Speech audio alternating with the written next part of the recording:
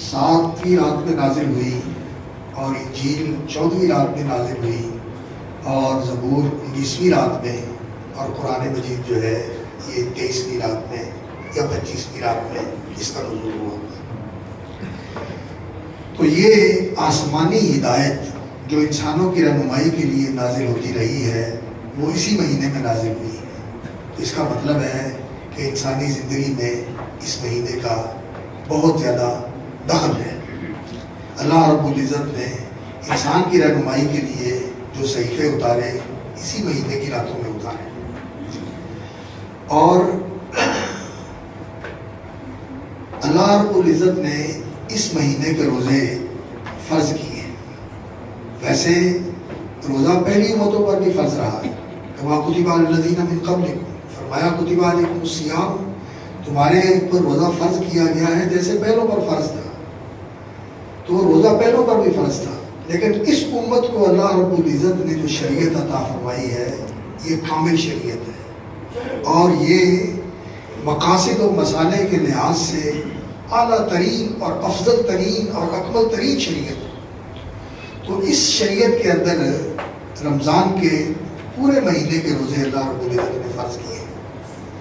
فمن شہد منکم الشہر فلیصم، جو اس مہینے میں تندرستی کی حالت میں گھر پہ موجود ہو وہ اس کے روزے رکھے۔ اور اللہ رب العزت نے قرآن مجید کے نزول کا بھی مقصد بیان فرمایا ہے اور روزے کی فرضیت کا بھی مقصد بیان فرمایا ہے۔ یہ دونوں چیزیں ہمارے سمجھنے کی ہیں۔ قرآن مجید اللہ رب العزت نے بیان فرمایا ہدی للناس، یہ لوگوں کے لیے رہنما ہے، لوگ اس کے مطابق اپنی زندگی گزاریں، اپنے سارے معاملات قرآن کی روشنی میں لے کر چلیں۔ اور روزہ اللہ رب العزت نے اس لیے فرض کیا ہے لعلکم تتقون، تاکہ تمہارے اندر تقوی پیدا ہو جائے۔ ویسے تو اللہ رب العزت کے بہت سارے احکام ہیں جن کی مصلحت اور حکمت کا اظہار نہیں بھی ہوتا، اور اس میں بہت ساری مصلحتیں اور بہت ساری حکمتیں ملحوظ ہوتی ہیں، لیکن یہاں خاص طور پر اللہ رب العزت نے رمضان کے روزے کی فرضیت کی حکمت اور مصلحت بیان فرمائی ہے کہ لعلکم تتقون، تاکہ تمہارے اندر تقوی پیدا ہو جائے۔ اور سورۃ البقرہ کے آغاز میں ہی اللہ رب العزت نے یہ فرمایا ہے ذالک الکتاب لا ریب فیہ ھدی للمتقین، قرآن ہدایت ہے تقوی شیاروں کے لیے۔ تو اس کا مطلب یہ ہوا کہ روزہ جو ہے یہ انسان کے اندر تقوی کی صلاحیت پیدا کرتا ہے، انسان کو تقوی شیار بناتا ہے، اور متقیوں کے لیے قرآن مجید میں ہدایت ہے، اور پھر یہ متقی جو ہیں وہ قرآن کی ہدایت کے مطابق زندگی بسر کرتے ہیں۔ اور آج ہماری امت مسلمہ کی جو صورتحال ہے یہ ہمارے سامنے ہے کہ دین، اس کا عقیدہ اور ایمان، دین اور اس کی عبادات، دین اور اس کے بتائے ہوئے معاملات، دین کی حدود اور دین کے اخلاق اور آداب، یہ سارے آہستہ آہستہ ہماری زندگی میں کمزور ہوتے ہوتے ہوتے ہوتے ہوتے ہوتے بہت محدود طبقے کے اندر رہ گئے، اور اس محدود طبقے کے اندر کچھ دین کی رمق رہ گئی ہے۔ ان میں بھی ایسے لوگ ہیں جنہوں نے کچھ چیزوں کو رکھا ہوا ہے اور باقی بہت ساری چیزوں کو چھوڑا ہوا ہے۔ اگر بحثیت مجموعی ہم اپنی تعداد کو دیکھتے ہیں کہ وہ 1 ارب 70-80 کروڑ کے قریب تعداد ہے جو اپنے آپ کو مسلم کہتے ہیں، لیکن عقیدہ کن کا صحیح ہے، عبادات کا انتظام کون کرتے ہیں، معاملات کے اندر دین کی حدود و قیود کی پابندی کون کرتے ہیں، اخلاق اور آداب دینی جو ہے وہ کس کی زندگی میں نظر آتے ہیں، تو آپ دیکھتے جائیں گے کہ اکثریت جو ہے وہ نکلتی چلی جاتی ہے اور دائرہ جو ہے وہ محدود سے محدود ہوتا چلا جاتا ہے۔ چلیے، جو لوگ دور ہیں ان کو تو قریب کرنے کی ہماری ذمہ داری ہے کہ ہم ان تک پہنچیں اور انہیں دعوت دیں اور انہیں قریب لے کے آئیں اور انہیں احساس دلائیں کہ یہ دین عمل کرنے کے لیے آیا ہے، یہ صرف انتصاب کے لیے نہیں ہے کہ میرا مذہب اسلام ہے۔ اسلام کا معنی فرما برداری ہے، فرما برداری عملاً ہوگی، اذعان ہوتا ہے دل کا فرما بردار ہونا، اور اقرار ہوتا ہے زبان سے اظہار کرنا کہ میں فرما بردار ہوں، اور اس اقرار کی تصدیق اور اس دل کے عزم اور اذعان کی تعمیل جو ہے وہ عمل کے ساتھ ہوتی ہے۔ تو اسلام ایک علمی اور عملی مذہب ہے، یہ علم اور عمل کے ساتھ تعلق رکھتا ہے، اس لیے ان تک یہ بات پہنچانی ہم سب کی ذمہ داری ہے، علماء کی بھی، حکمرانوں کی بھی، خواص کی بھی، اور جتنے بھی مسلمان ہیں ان کا فرض بنتا ہے کہ وہ اپنے دوسرے مسلمان بھائیوں تک اللہ کا یہ پیغام پہنچاؤ کہ ہمیں صحیح معنوں میں مسلمان بننا چاہیے۔ لیکن جو لوگ پابندی کرتے ہیں، جو لوگ پابندی کرتے ہیں وہ عقیدہ بھی رکھتے ہیں اور توحید کا بھی الحمدللہ اللہ رب العزت نے انہیں شعور بخشا ہے، شرک سے بھی بچتے ہیں، اور وہ نماز بھی پڑھتے ہیں، روزے بھی رکھتے ہیں، حج عمرہ بھی کرتے ہیں، زکوٰۃ بھی دیتے ہیں۔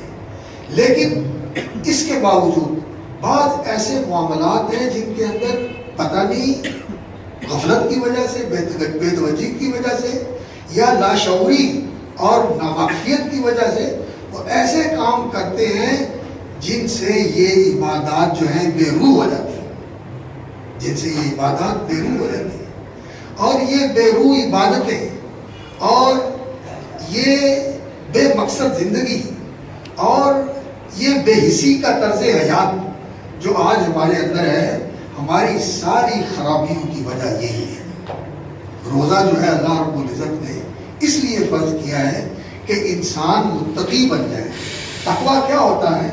تقویٰ یہ ہوتا ہے کہ انسان بہت ہی باشعور اور حساس اور بہت زیادہ سوچ بچار کے چلنے والا، کرنے والا، بولنے والا، لینے والا، دینے والا بن جائے۔ ایسے ہی الٹ اب سارے کام نہ کرے، ایسے ہی بے حکم طریقے سے جدھر جی آیا ادھر چلا جائے ہڑبون کے طور پر نہیں۔ تقویٰ شعار وہ ہوتا ہے جیسا کہ حضرت عمر رضی اللہ تعالیٰ عنہ نے پوچھا تھا ابی بن کعب رضی اللہ تعالیٰ عنہ سے۔ اس لیے انسان جو روزہ رکھتا ہے اسے اپنا محاسبہ کرنا چاہیے کہ میں نے جو روزہ رکھا ہے میرے اندر جو روزہ پیدا کرنا چاہتا ہے تقوی کی صفت وہ پیدا ہوئی ہے یا نہیں۔ اور یہ تقوی کی صفت ایسی ہے اگر انسان کے اندر پیدا ہو جائے ایمان کے ساتھ اور تقوی کے ساتھ تو یقین جانیے انسان کے سارے مسئلے حل ہو جاتے ہیں۔ آج امت مسلمہ جو مسائل کے اندر اور بحرانوں کے اندر گری ہوئی ہے، جن کے پاس سرمایہ ہے ان کے پاس سرمایہ تو ہے لیکن انہیں تحفظ حاصل نہیں ہے۔ وہ اپنے تحفظ کے لیے اور اپنی سلامتی کے لیے دوسروں کے محتاج ہیں، انہیں کہتے ہیں کہ آپ ہمارا تحفظ کریں، ہمیں حصار بن کے ہمیں بچائیں۔ اور ہمارے جیسے جو ہیں جو معاشی بحران کے بھی شکار ہیں اور حفاظت کے اعتبار سے بھی یہ سہارے ڈھونڈتے ہیں اور سیاسی اعتبار سے بھی ابتری کا شکار ہیں، امن و امان کے حوالے سے بھی ہماری یہ حالت ہے کہ ہم بہت زیادہ ناگفتہ بے حالت کے اندر دوچار ہیں۔ اللہ رب العزت نے قرآن مجید میں یہ حقیقت بیان فرمائی ہے کہ وَلَوْ أَنَّ أَهْلَ الْقُرَىٰ آمَنُوا وَاتَّقَوْا، اگر بستیوں کے رہنے والے ایمان لے آئیں اور تقوی اختیار کر لیں تو لَفَتَحْنَا عَلَيْهِمْ بَرَكَاتٍ مِّنَ السَّمَاءِ وَالْأَرْضِ، آسمان و زمین سے ہم برکتوں کے دروازے کھول دیں۔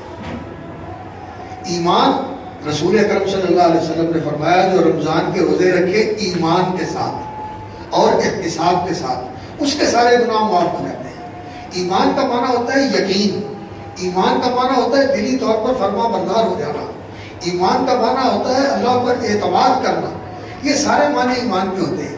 تو ان ایمانی اوصاف کے ساتھ جو رمضان کے روزے رکھتا ہے اور احتساب کرتا ہے یعنی اپنا جائزہ لیتا ہے، ایک معنی اس کا ہوتا ہے اللہ سے ثواب کی امید رکھنا، اور دوسرا اس کا معنی ہوتا ہے کہ انسان اپنا محاسبہ کرے، اپنا جائزہ لے، رمضان سے پہلے میں کہاں تھا، آج میں کہاں ہوں، دن بہ دن میرا گراف کدھر جا رہا ہے، میں اسی ڈگر پہ ہوں جس ڈگر پہ رمضان سے پہلے تھا اور اسی ڈگر پہ میں آج بھی ہوں جس طرح کے پہلے تھا، اور اس کے بعد بھی کوئی فرق نہیں پڑتا۔ تو پھر انسان کو اپنا محاسبہ کر کے اپنی اصلاح کرنے کی کوشش کرنی چاہیے۔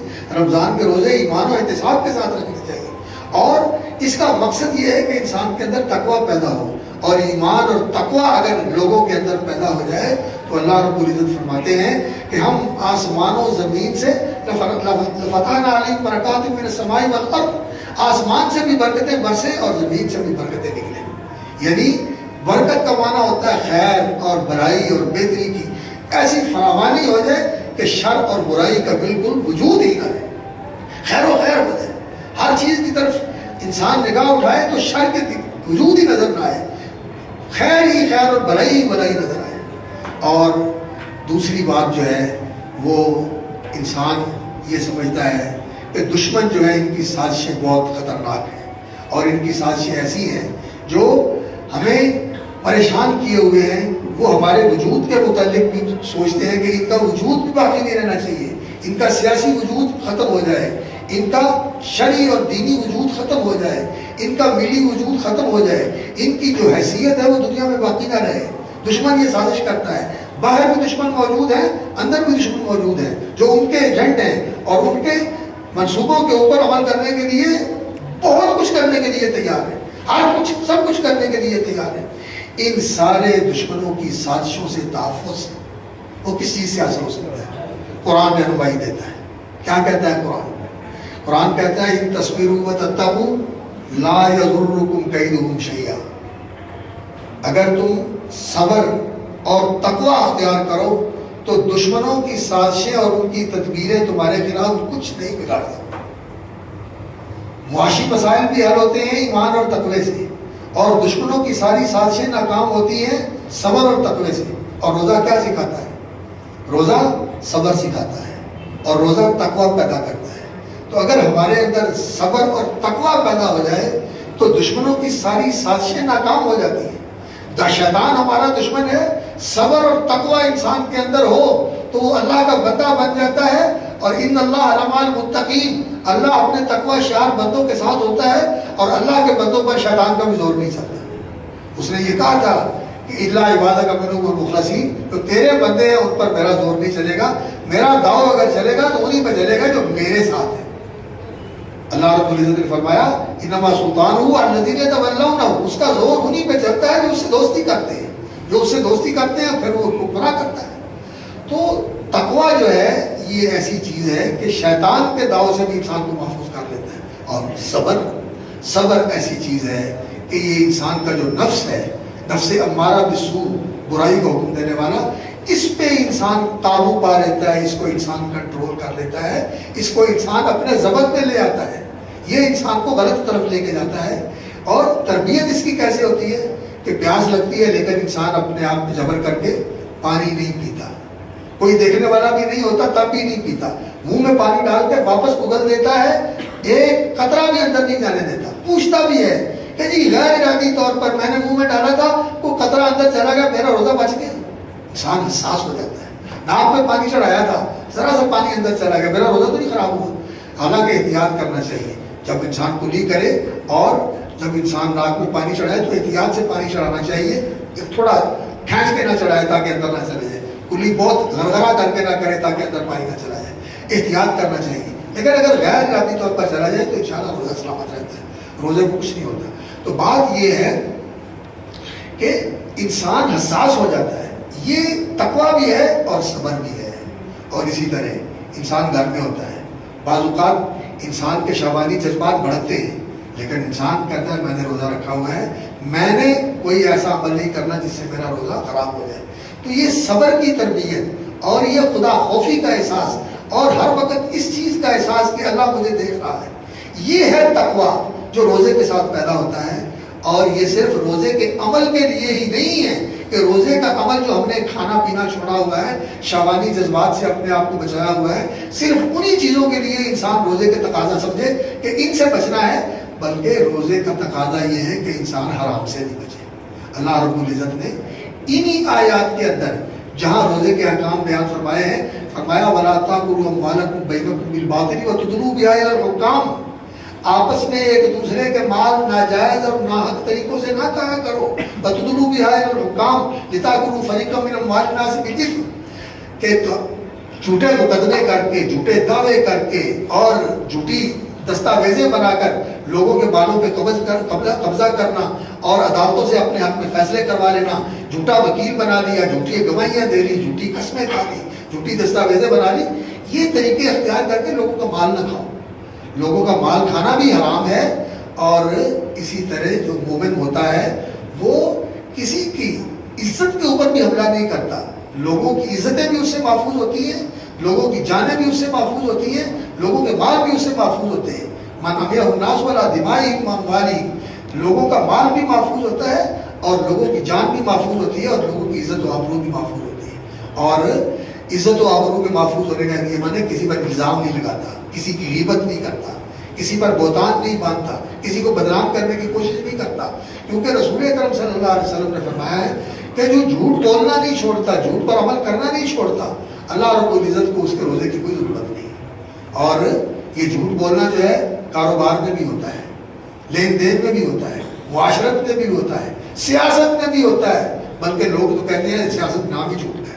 اور آج کل جو ہماری سیاست ہے اس کے اندر تو جھوٹ نے اتنا عروج پایا ہے کہ اللہ اکبر، انسان کو کچھ سلا ہی نہیں دیتا کہ انسان مانے کس کی بات مانے انسان. اللہ اکبر. مجھے رسول اکرم صلی اللہ علیہ وسلم نے فرمایا تھا کہ ایسے سال آنے والے ہیں خداعات، جو بڑے ہی دھوکہ دینے والے ہوں گے، اور اس میں یہ ہوگا کہ لوگ سچے کو جھوٹا جانیں گے اور جھوٹے کو سچا جانیں گے، اور جو امین ہے اس کو لوگ خائن سمجھیں گے اور جو خائن ہے لوگ اس کو امین سمجھیں گے. یہ میڈیا اور انفارمیشن کا جو ایسا سیلاب ہے، یہ تو بالکل کام ہی ان کا یہ ہے کہ کسی کو کیا بتا دیا جائے. تو اس جھوٹ پر عمل کرنا اور جھوٹ بولنا یہ تجارت کے اندر بھی صحیح نہیں ہے، صحافت کے اندر بھی صحیح نہیں ہے، سیاست کے اندر بھی صحیح نہیں ہے، اور معاشرت کے اندر بھی صحیح نہیں ہے. معاشرت کے اندر کیسے ہوتا ہے؟ نبی صلی اللہ علیہ وسلم نے فرمایا کہ کوئی آدمی اپنے آپ کو ایسا ظاہر کرے کہ میں بڑا مالدار ہوں، میں بڑا آسودہ حال ہوں، اور ہو ایسے نہیں. فرمایا من تشبہ بما لم یؤت، جو اپنے آپ کو ایسے ظاہر کرتا ہے کہ میرے پاس یہ چیز ہے حالانکہ وہ اس کے پاس نہیں ہے، اس کے پاس نہیں ہے. فرمایا اس نے تو جھوٹ کے 2 کپڑے پہن لیے، یعنی جو نیچے والا لباس ہے وہ بھی جھوٹ کا، اور اوپر والا لباس کی پورا لباس جھوٹ کا اس نے پہنا ہوا ہے، جھوٹ کا لبادہ اوڑھا ہوا ہے اس نے. تو جھوٹ سے بچنا چاہیے. تو روزہ جو ہے جھوٹ بھی چھڑاتا ہے، اور روزہ جو ہے صبر بھی سکھاتا ہے. اور روزے کے ایک روایت کے اندر آتا ہے کہ یہ مہینہ مواسات کا مہینہ ہوتا ہے، خیر خواہی اور ہمدردی اور غمگساری کا مہینہ ہوتا ہے. بھوک پیاس لگتی ہے، بھوکے اور پیاسے کا احساس ہوتا ہے کہ بھوکے اور پیاسے جو ہیں وہ کیسے رہتے ہوں گے. مجھے تو شوگر لو ہو جاتی ہے اور بی پی ڈاؤن ہونے لگتا ہے، ایسے مسائل بن جاتے ہیں، اور جن بیچاروں کو کھانے کے لیے کچھ نہیں ملتا ان کا کیا ہوتا ہوگا. ایمان کے ساتھ روزہ رکھنا ہے. اور نبی صلی اللہ علیہ وسلم نے فرمایا مثل المؤمنین فی توادہم وتراحمہم، فرمایا مومنوں کی مثال ان کی باہمی محبت اور ایک دوسرے کی ہمدردی اور خیر خواہی کے حوالے سے ایسی ہے کہ مثل الجسد الواحد، جیسے ایک جسم ہوتا ہے. ایک جسم ہے سر سے لے کر پاؤں تک، پورے جسم میں کہیں ذرا سی تکلیف ہو سارا جسم بے چین ہو جاتا ہے. تو مسلمان صاحب ایمان معاشرے کا کوئی فرد کسی تکلیف میں ہو، بھوکا ہے، پیاسا ہے، بے خانماں ہے، بے آسرا ہے، بیمار ہے، علاج نہیں کروا سکتا، تو اس کا دکھ اور تکلیف مجھے محسوس نہ ہو تو پھر میرا ایمان ہے، میرے ایمان میں کمی ہے، میرا ایمان کمزور ہے. مجھے لوگوں کا دکھ درد محسوس کرنا چاہیے. اور یہ مہینہ مواسات کا مہینہ ہے. تو بھائیو، یہ تقویٰ جو ہے اگر انسان کی زندگی کا شعار بن جائے اور انسان پوری زندگی تقوی کی روشنی کے اندر گزار لے تو انشاءاللہ العزیز اللہ تعالیٰ اس کے سارے معاملات ہی بہتر کر دیتا ہے، فرما دیتے ہیں. سورہ طلاق کی 2-3 آیتوں کی طرف میں توجہ دلا کر بات ختم کرتا ہوں. اللہ رب العزت نے فرمایا وَمَن يَتَّقِ اللَّهَ، روزہ کیا سکھاتا ہے؟ تقویٰ اور صبر. روزہ تقویٰ اور صبر سکھاتا ہے. اور صبر جو ہے اللہ اکبر ان کے لیے اللہ رب العزت نے فرمایا بشیر الصابرین، صابرین کو بشارت دے دو، کامیابی ان کے لیے ہے. کامیابی دنیا کے اندر بھی اور آخرت کے اندر بھی صبر کرنے والوں کے لیے. صبر کا معنی سمجھنے اور بات میں ذرا محدود کر دوں. صبر کا معنی یہ ہوتا ہے کہ جو چیزیں شریعت کے احکام ہیں، پابندیاں ہیں، ان کی پوری طرح نگہداشت کر کے ان کو ادا کرنا، انہیں پورا کرنا، اور جن چیزوں سے شریعت نے روک دیا ان سے باز رہنا.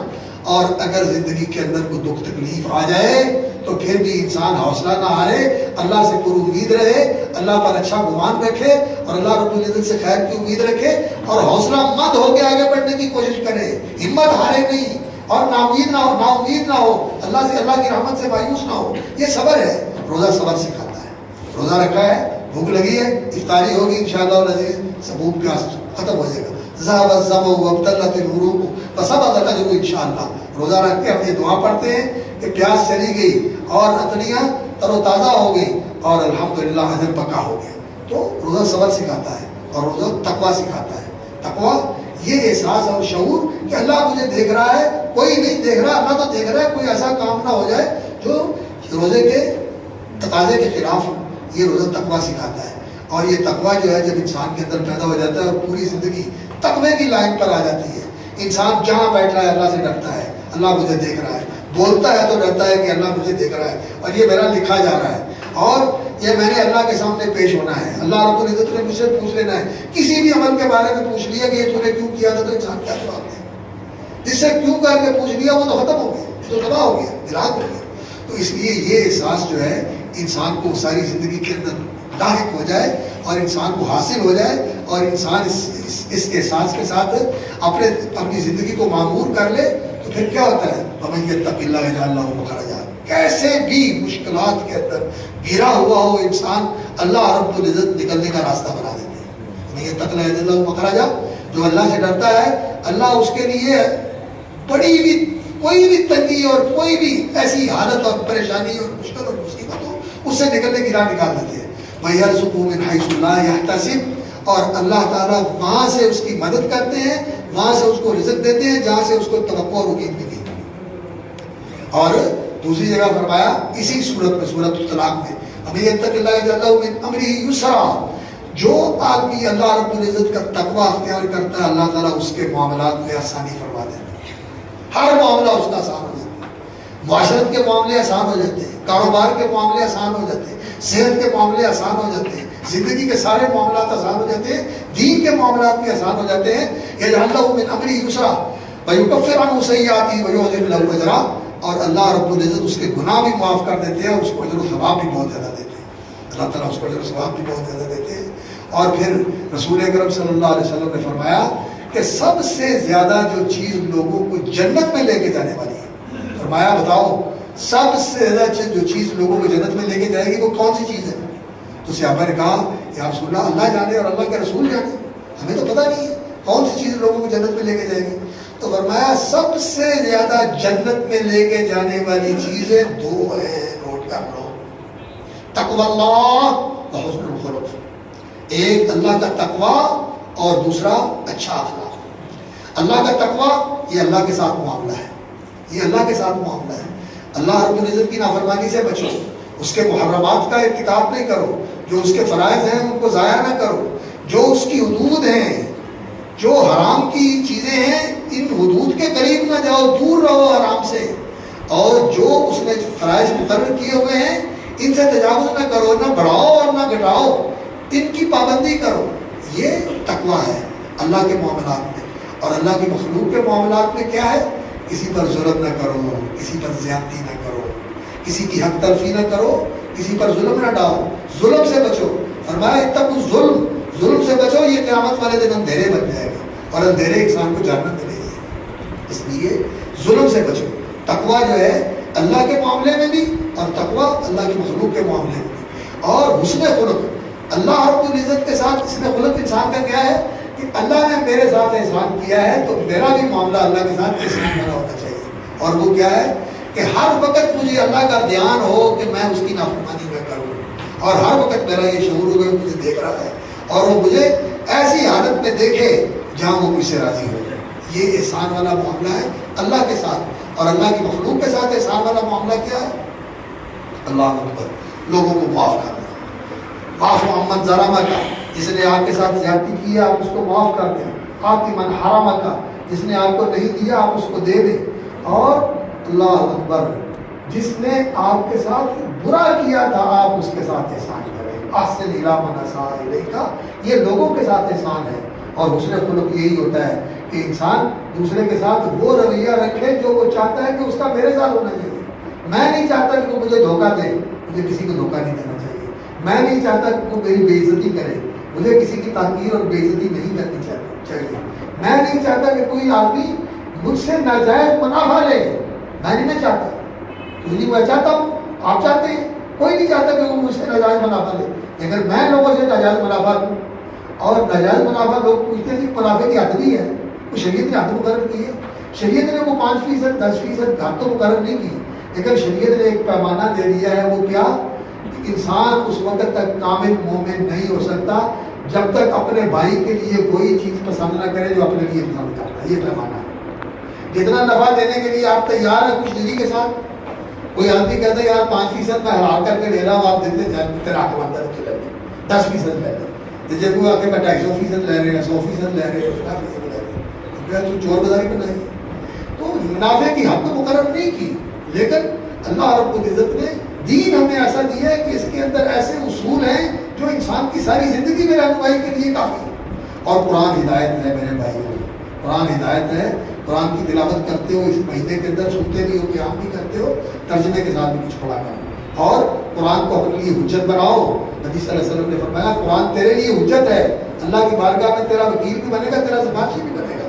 اور اگر قرآن کسی کے خلاف کھڑا ہو گیا کہ اس نے مجھے سمجھا ہی نہیں, مجھے مانا ہی نہیں, ماننے کا کیا مطلب, یعنی میرے مطابق عمل ہی نہیں کیا, مجھے پیٹ پیچھے پھینک کے رکھا, اپنی مرضیاں کرتا رہا, میری رہنمائی کو قبول ہی نہیں کیا, تو وہ اس آدمی کی نجات بڑی مشکل ہو جائے گی.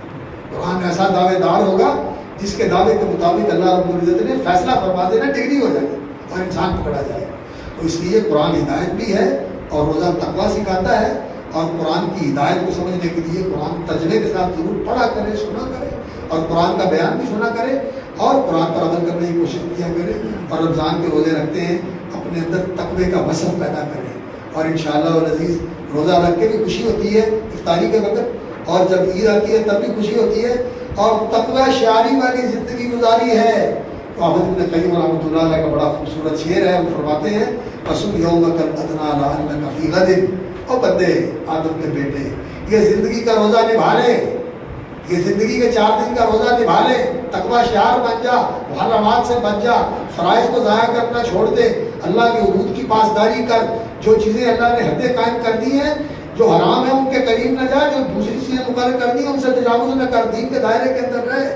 فصم یومک الادنی, یہ آج کے دن کا روزہ رکھ لے, لعلک فی غد, کل جب آنے والا ہے, کل روز قیامت کا دن جب ہوگا, تفوز بیوم الفطر والناس صوام, لوگ بھوکے اور پیاسے ہوں گے اور تیری عید کے دن ہوں گے, تجھے حوض کوثر کا پانی ملے گا, اور تجھے اللہ رب العزت کی طرف سے خوشخبریاں ملے گی, اور اللہ رب العزت کا دیدار حاصل ہوگا, اور رسول اکرم صلی اللہ علیہ وسلم تیری شفاعت کریں گے, وہ تیری عید کا دن ہوگا.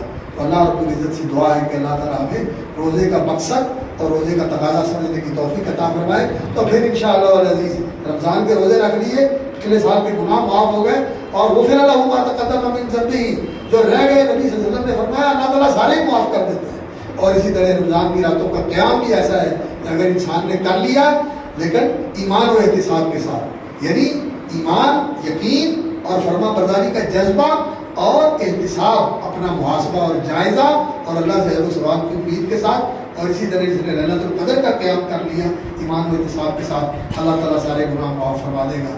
تو اللہ رب العزت سے دعا ہے کہ اللہ تعالیٰ ہمیں رمضان کے روزے رکھنے, راتوں کا قیام کرنے, ليلۃ القدر کا قیام کرنے, ایمان و احتساب کے ساتھ روزے رکھنے, تقوی کے ساتھ اور صبر کے ساتھ, ہمدردی اور غمگساری کے ساتھ, لوگوں کی خیر خواہی کے ساتھ, اور اللہ رب العزت کی کامل فرما برداری کے ساتھ توفیق عطا فرمائے. جو ہو رہا ہے اللہ رب العزت اس پہ برکت فرمائے, اس کو مزید بہتر کرنے کی توفیق عطا فرمائے, جو کمی اور کوتاہی ہے وہ معاف بھی فرمائے, اور اس کی اصلاح کی توفیق بھی عطا فرمائے. سبحان ربک رب العزت عما یصفون وسلام علی المرسلین والحمد للہ رب العالمین.